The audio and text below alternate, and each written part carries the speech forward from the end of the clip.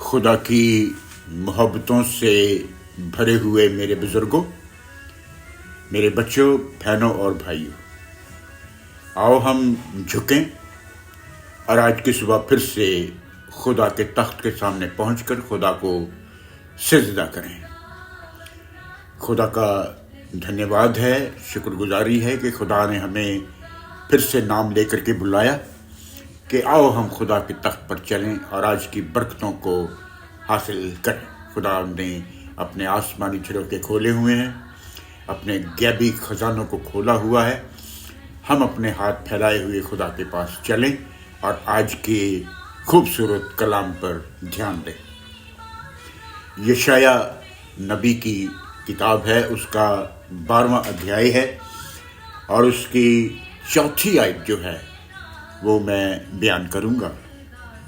یہاں پر اس طرح سے لکھا گیا ہے، اور اس دن تم کہو گے خداوند کی ستوتی کرو، خداوند سے دعا مانگو، سب جاتیوں میں خدا کے بڑے بڑے کاموں کا پرچار کرو، اس کے کاموں کی خوشخبری سب کو دو اور کہو اس کا نام مہان ہے۔ خدا کا مقدس کلام ہے، آپ کے لیے پڑھا گیا، سنا گیا اور گرہن کیا گیا۔ خدا کی برکت آپ پر اب سے ہمیشہ تک بنی رہے۔ The great work of the God, wonderful work of the God. خداوند میں کیا کیا خوبیاں ہیں کہ وہ گریٹ لارڈ کہلاتا ہے، آل مائٹی کہلاتا ہے۔ سب سے پہلا ہے کہ شبدوں کا دیہ دھاری ہونا، word of God became flesh. ابتدا میں کلام تھا، کلام خدا کے ساتھ تھا اور کلام ہی خدا تھا۔ دوسرا، ہیز ورجن برتھ، وہ کنواری مریم سے، مقدسہ مریم سے پیدا ہوا۔ نمبر 3، ہیز ہولی لائف، پاک اور پوتر زندگی کی وجہ سے وہ مہان کہلایا ہے۔ ہیز کروسیفیکیشن ڈیتھ، یہ چوتھی بات تھی۔ صلیب پر جان دے کر کے اس نے ایک ہی بار اپنی قربانی جو ہے وہ خدا کے سامنے ارپت کی ہے۔ نمبر 5، ہیز ریزریکشن، اس کا مردوں میں سے تیسرے دن جی اٹھنا، یہ اسے دنیا کے باقی لوگوں سے الگ کرتا ہے۔ ہیز 6ویں بات، ہیز اسینشن، سرگروہن، وہ زندہ ہو کر کے آسمان پر زندہ ہی اٹھا لیا گیا۔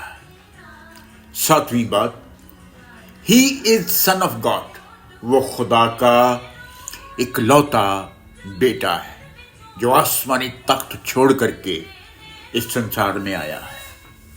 مائی ڈیئر فرینڈز، میرے بچوں، بزرگوں، بہنوں اور بھائیوں، کرسمس کا مہینہ شروع ہو گیا ہے۔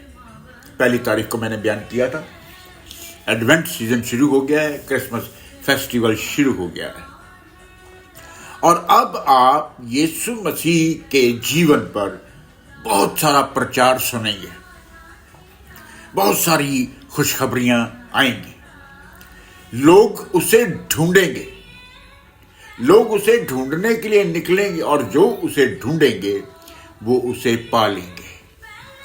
لوگ اسے جانیں گے۔ خدا اس دنیا میں کیوں آیا؟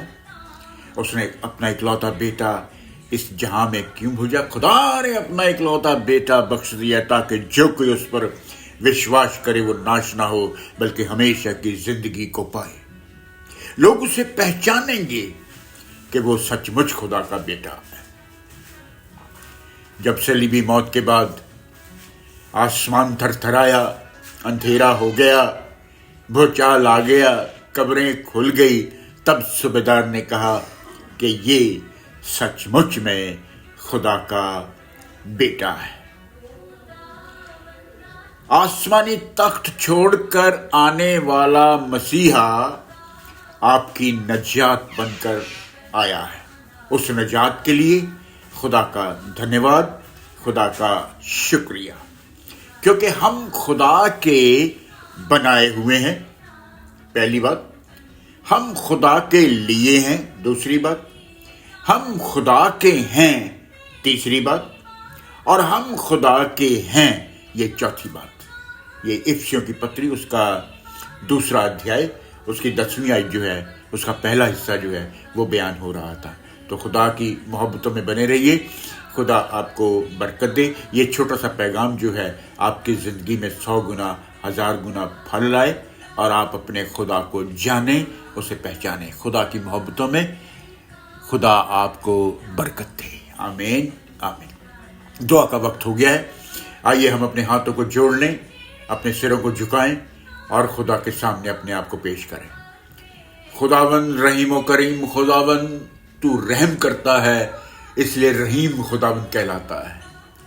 तू करम करता है इसलिए करीम खुदावन कहलाता है। तेरे रहमो करम का नतीजा कि हम जिंदों की ज़मीन पर हैं, तेरे सामने हैं, तेरे कदमों में बैठे हैं, तेरी बरकतों को ले रहे हैं, तेरी आशीषों को ले रहे हैं।